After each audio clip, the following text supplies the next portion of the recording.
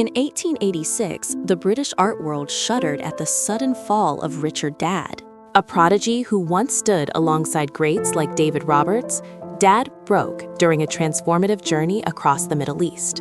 He returned convinced that he was an emissary of the Egyptian god Osiris. In the dead of night in Kent, believing his father to be a demon, he committed a horrific act of parricide before fleeing to France, where he attempted another murder on a stagecoach. Captured and declared insane, he was entombed within the cold gray walls of the Bethlehem Royal Hospital, popularly known as Bedlam. It was here, in a small, dimly lit room, that the iron bars of his cell became the new frame for his genius. Step closer to the canvas, and you will feel a visceral sense of physical oppression. Dadd has completely abandoned the concept of negative space. There is no sky to breathe in, no horizon to look toward. Instead, the viewer is confronted by a suffocating lattice of dried grass, oversized daisies, and tangled hazel thickets. These plants are not soft or organic. They possess a metallic rigidity, like rusted barbed wire locking the scene into a permanent state of stasis.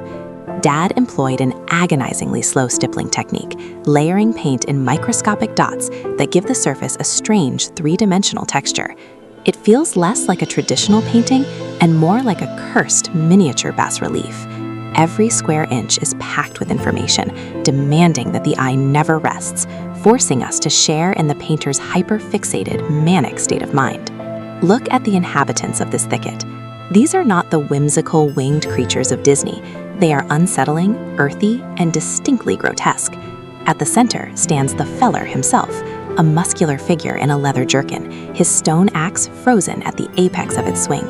Above him, presiding like grim deities, are King Oberon and Queen Titania, adorned with towering, ornate crowns, their faces pale and judgmental. The crowd is a chaotic assembly of Victorian archetypes shrunk to a miniature scale. Patriarchs in top hats, female figures with impossibly high foreheads, and hunched sorcerers. But it is the eyes that haunt you most. Almost every character is fixated on the hazelnut, the target of the strike. There is no joy in their expressions, only a heavy, manic intensity. It is a world where a single crack of a nut carries the weight of a cosmic execution, and the tension is so thick it feels as though the canvas might snap. Dadd labored on this masterpiece for 9 long years, from 1855 to 1864. Why? Because to Dadd, the tangled thicket on that canvas was far more real than the stone walls of his cell. He spent nearly a decade adding thousands of microscopic strokes, yet he left a few spectral outlines in the background. Art historians call it unfinished, but I think it was his escape hatch. As long as the brush was moving, the world remained alive. If the axe were to fall and the nut were to crack, the magic would vanish, and Dadd would be forced back into his reality, a parasite in a cold, lonely ward. He was holding time hostage. He was a man who realized that the only way to endure a life sentence is to create a moment that never ends. He was a prisoner of his mind, but in these 9 years, he was the god of his own tiny, terrifying forest.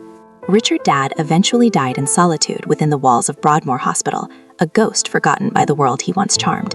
But his masterstroke survived him, becoming a haunting blueprint for surrealists and a lyrical muse for rock legends like Freddie Mercury. It stands today as a testament to the thin, jagged line between insanity and brilliance, a line hidden deep within those suffocating, layered stalks of grass.